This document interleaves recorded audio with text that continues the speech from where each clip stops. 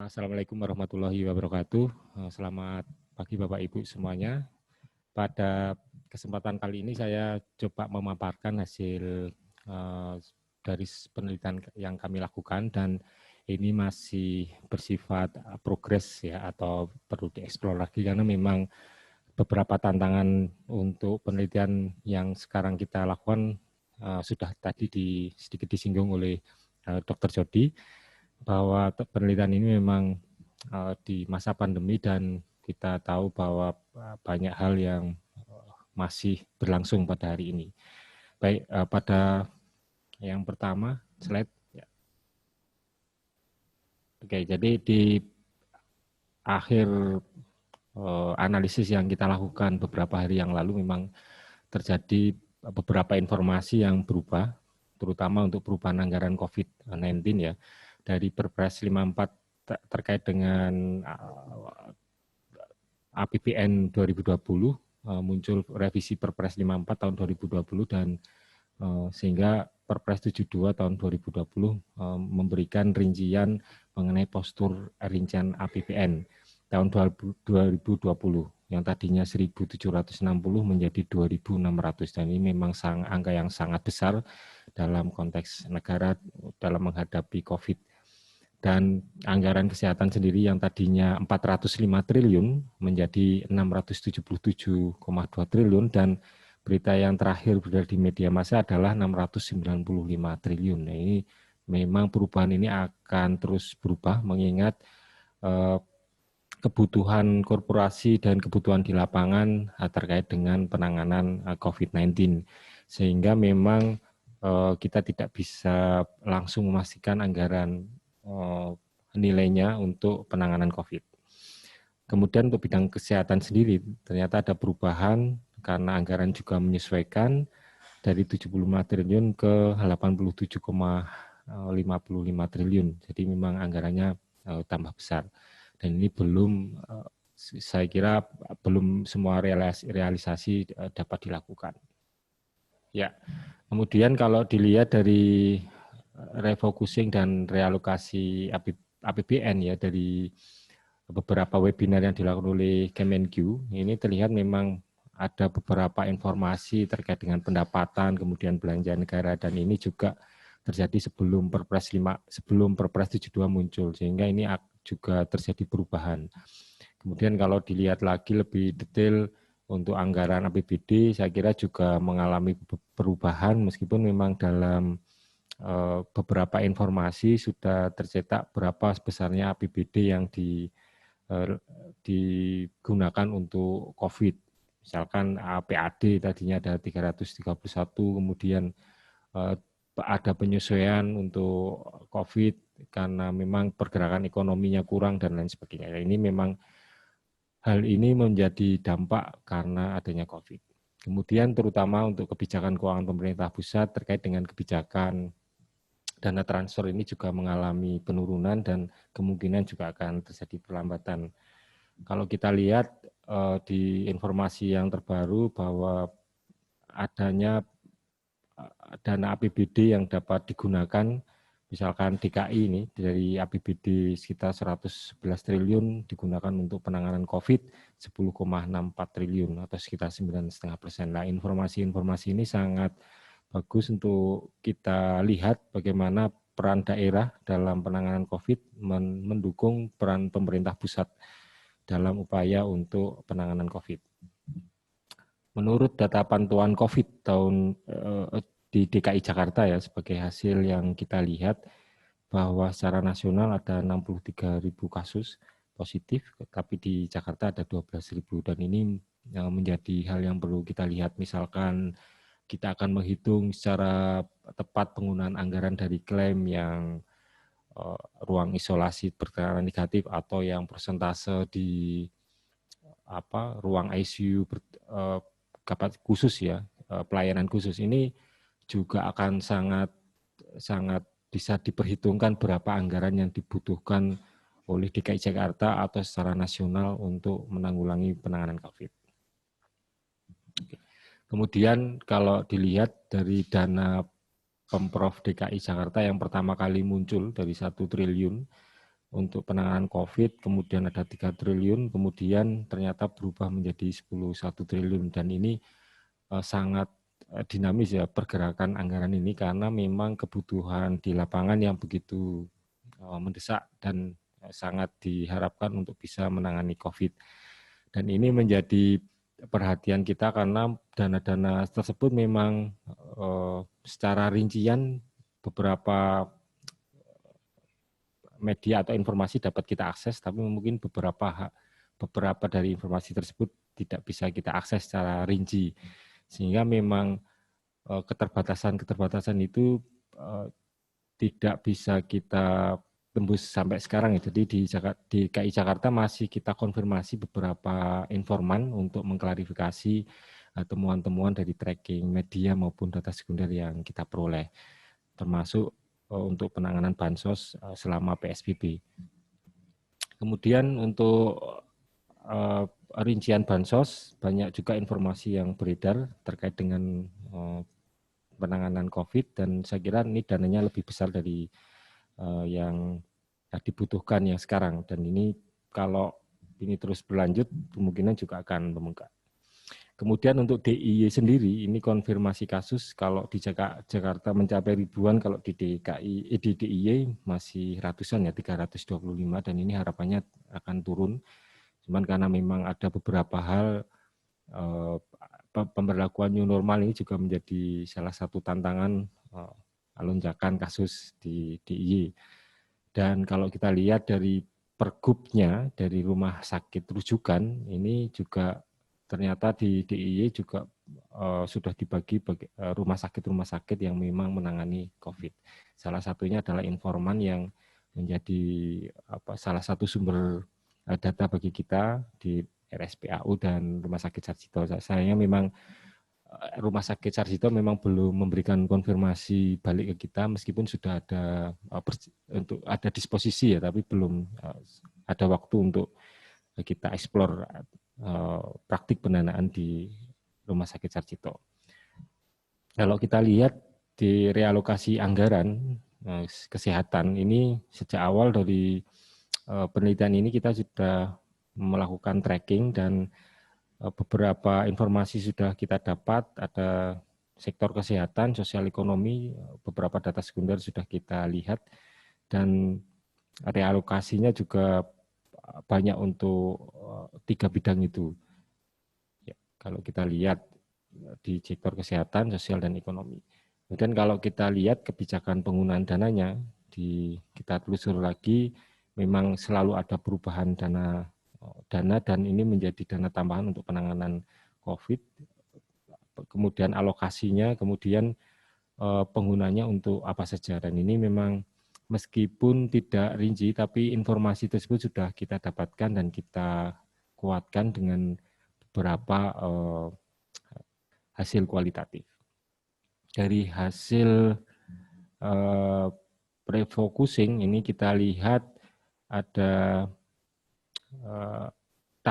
tahapan yang dilakukan di DIY. Dari tahap 1 bulan April ini ada berapa yang diluncurkan, kemudian tahap 2 ada 32 miliar, tahap 3 Juni 34 miliar, dan tahapan-tahapan tersebut juga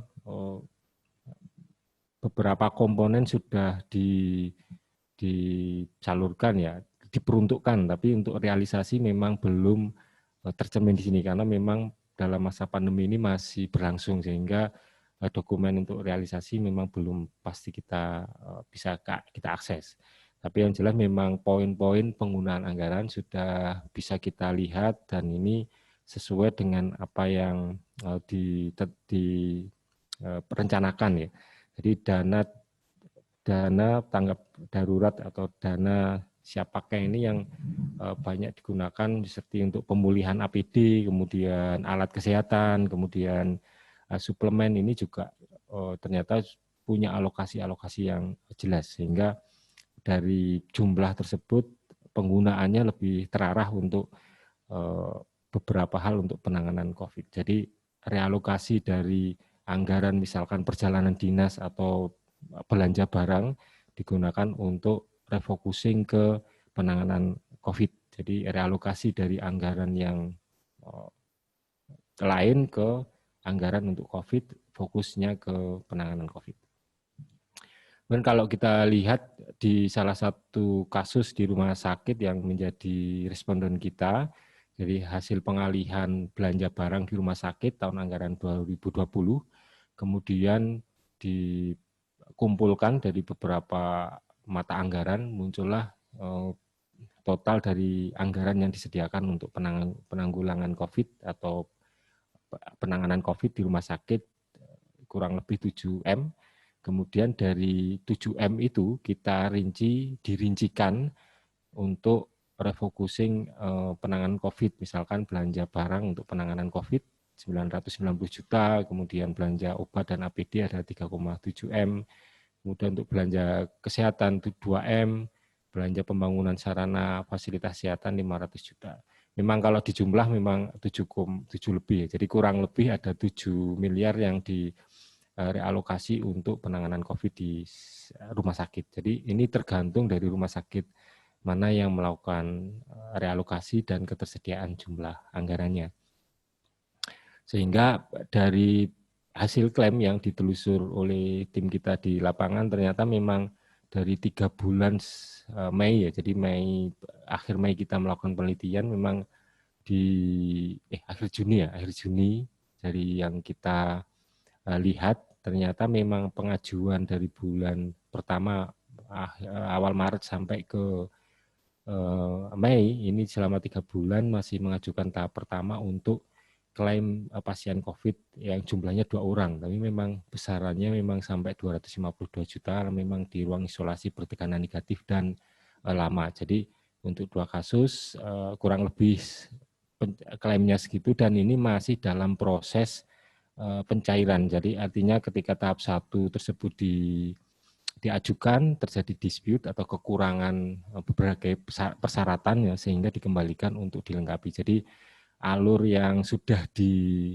dituliskan dalam pedoman benar-benar diikuti oleh rumah sakit, dan benar-benar terjadi dispute karena alasannya adalah pertama e-claim yang diberlakukan ini memang baru karena pandemi ini juga baru, sehingga semuanya baru, sehingga perlu penyesuaian bagi teman-teman di rumah sakit untuk model klaimnya, dan benar terjadi bahwa masih kekurangan beberapa persyaratan, kelengkapan dan lain sebagainya, dan ini juga sudah dilakukan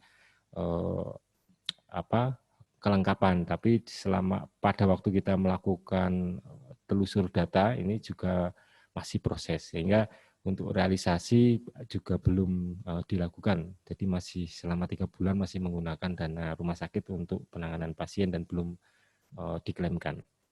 Sehingga dalam proses klaim. Untuk tahap 2 juga sudah diajukan kurang lebih juga sama, tapi untuk pasien yang lebih banyak ya. Jadi tahapan-tahapan itu memang sudah dilakukan sesuai dengan pedoman yang diajukan diterbitkan oleh Kemenkes maupun Kemenq ya dalam proses pengajuan. Dan ini juga berpengaruh pada proses cash flow-nya di rumah sakit. Dan meskipun cash flow-nya terganggu, tapi karena ada realokasi dan refocusing, sehingga rumah sakit merasa aman untuk menggunakan dana tersebut. Sehingga kalau misalkan klaim ini bisa diajukan lebih cepat, akan lebih baik dengan prosesnya. Sehingga mungkin perlu trik-trik khusus atau perlu kerja fokus untuk memproses klaimnya ya.